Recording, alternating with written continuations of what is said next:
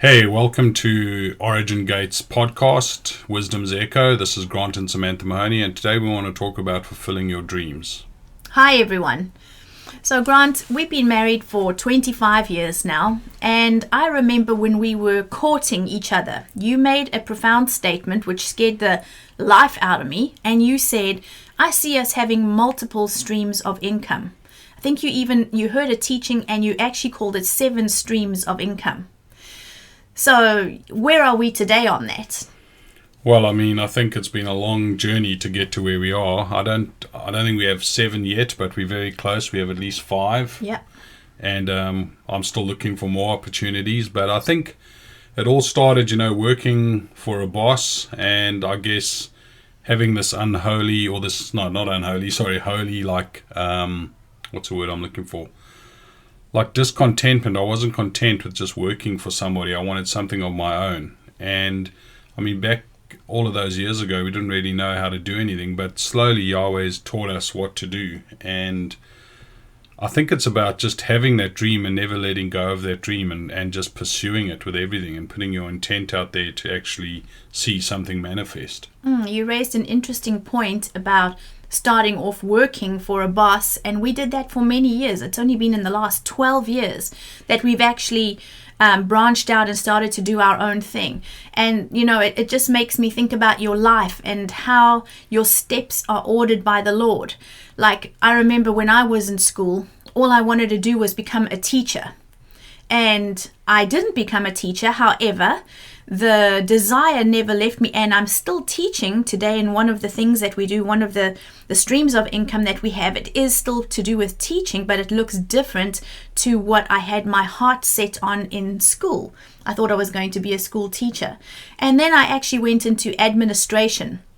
And it's very interesting to note that the 2 things that God put on my heart that I was good at, which was administration and organizing things and setting things up, and teaching, are the 2 main things that we do in our businesses. They've set us up for where we're going. So you just like the word talks about Elisha and the widow, and he said to her, what is in your cupboard? And she said, I have nothing but a little bit of oil. And he said, well, go and collect containers from all of your neighbors, as many as you can get, and go in your house and start pouring the oil. So what is in your cupboard that you can begin to use to start fulfilling your dreams? Yeah, I think like one of the things that we faced many times was the fear of failure.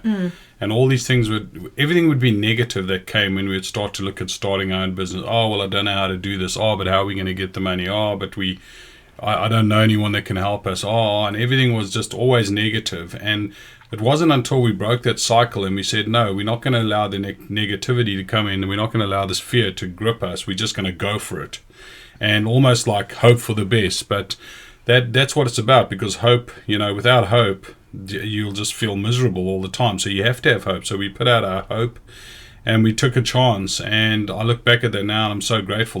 You said, I worked 17 years as a project program manager in the IT field, and I never ever really found any fulfillment in that. It was a job, it paid the bills, which was great. Put food on the table, roof over our heads. Yeah, but it never gave me any fulfillment, and I wanted to do something that not just blessed my family, but blessed so many around us. And I think we found that now with the things that we do now.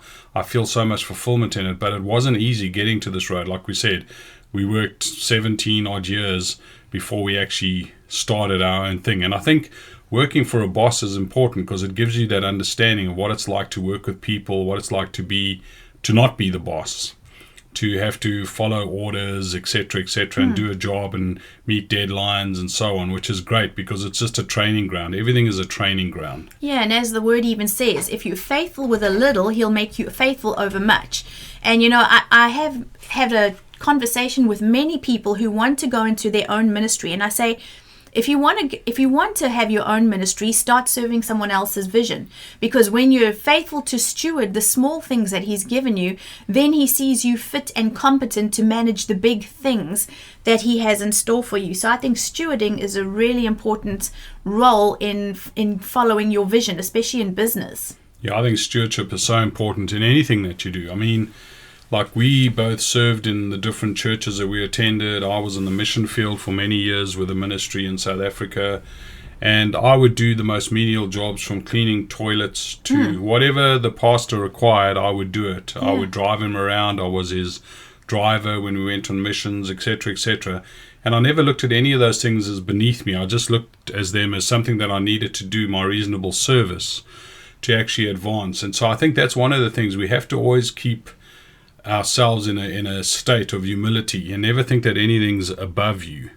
And I just find that when you do that, what the Lord seems to do is He seems to put favor on your life, because He can see that you're a good steward of your time, your energy, your resources, and that you're not too high and mighty to take on the menial jobs. And to me, that makes a good leader, someone that, in my view, leads from behind yet looks like he's leading from the front. Yeah, that's what a good leader is, for sure. Yeah. Yeah. With regard to your scroll, I mean, we've spoken on a few of, well, I certainly have on my own podcasts about the scroll and aligning with the scroll. What does that look like in connection with fulfilling your dreams? I think it's important to have a vision, because the vision is part of your scroll. So you can't just always think short term. You can't just think just about today or just tomorrow. You have to have a long-term vision. And I think that's what we had all those years ago when we made those statements. We held on to those things, and we've seen them unfold, and it's taken many years for some of them to unfold. But I think keeping aligned with that vision, and also what we often do is we always bring ourselves into alignment with our scroll. We say, daily, Father, whatever is written for me today, let me do it. And if there's anything that I'm doing that's not written, then bring me back into alignment. And so I think it's about dropping that plumb line, the plumb line of what Yahweh wrote for you before the foundation of the earth, before one of your days were formed, coming into alignment with that, because there's His good and pleasing will, but I want His perfect will. I do too, yeah. And His perfect will is what He wrote for you, the scroll. And so Yep. I find life is so easy when you're aligned with your scroll. Yeah, I just want to share with our listeners about that encounter that you had to do with the books, because it's something that I engage with every day because I know that it's out there.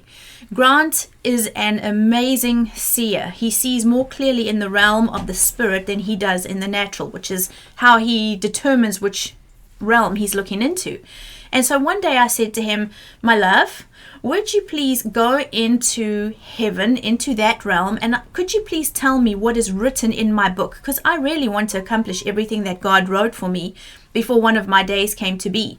And he, being the awesome husband that he is, he said, okay, I'll have a look. Anyway, I touched base with him a few days later, and I said, did you by any chance have a look at my book yet? What does it say?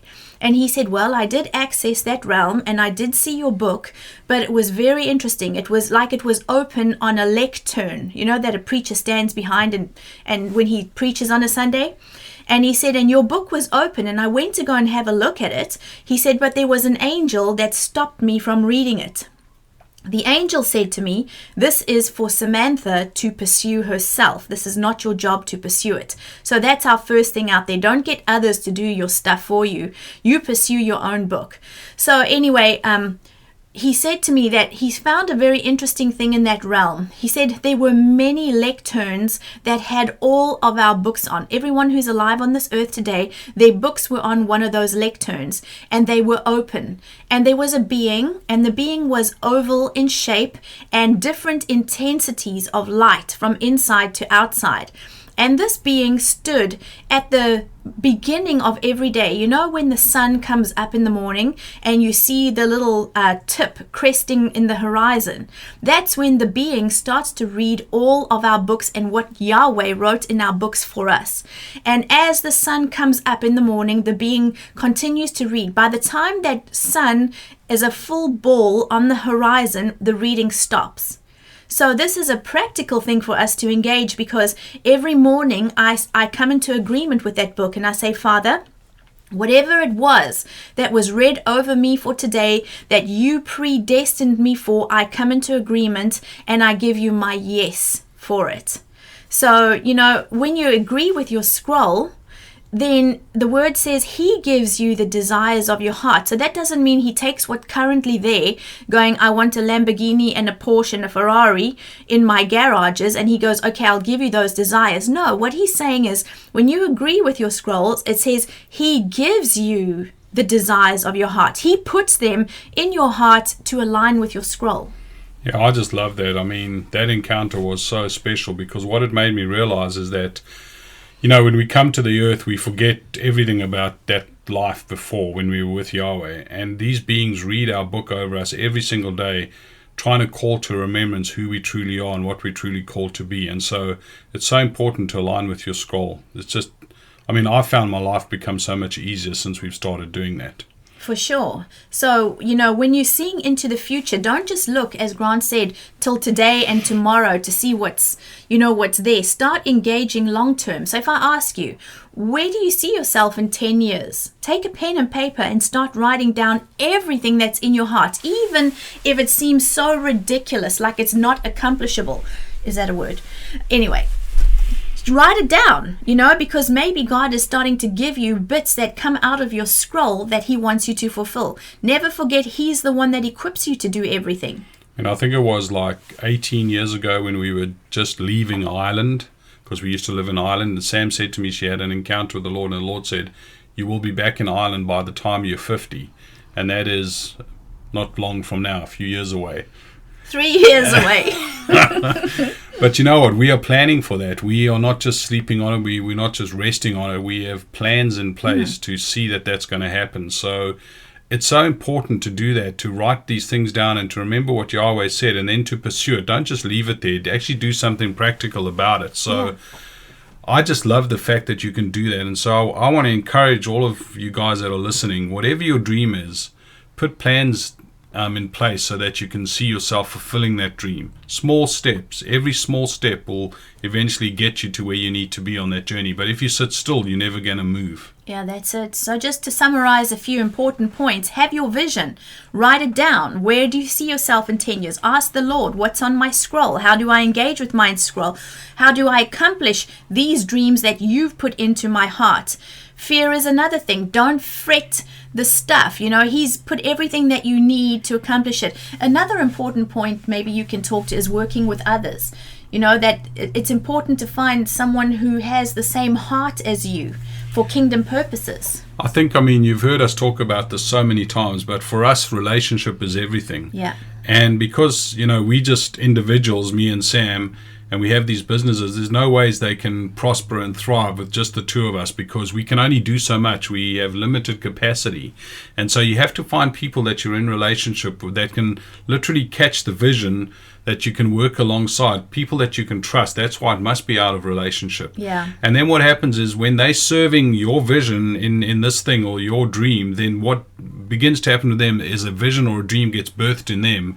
And then your role is to support them when they want to launch into their vision and dream. And so that's what I find wonderful about the kingdom of Yahweh. It's never just about you and your little thing. It's about the greater thing. But somewhere you do fit. You're a part of that puzzle. And it's so important to work together and begin to find those people, the people on the same tribe, the same heart, that you can begin to function with and work with. And we're just so blessed to have such an amazing group of people around us. But it's taken us, once again, years to find those people. Yeah. Lots of hurts along the road and bumps and whatever, but here we are today with an amazing group of people that we are co-laboring with, and we're having a massive impact in the earth, which is just unbelievable. I love it. Yeah, and I guess the final thought on following your dreams, and we discussed this in a previous podcast, is trading your first fruits.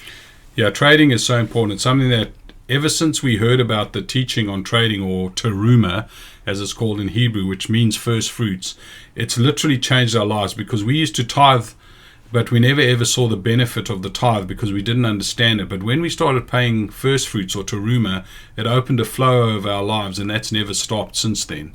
And it is absolutely amazing. So out of all of our businesses, we trade, or we pay teruma out of them, and we trade, which is above into teruma, various fields, into various things. And so it's awesome to see the blessing that Yahweh's poured on us.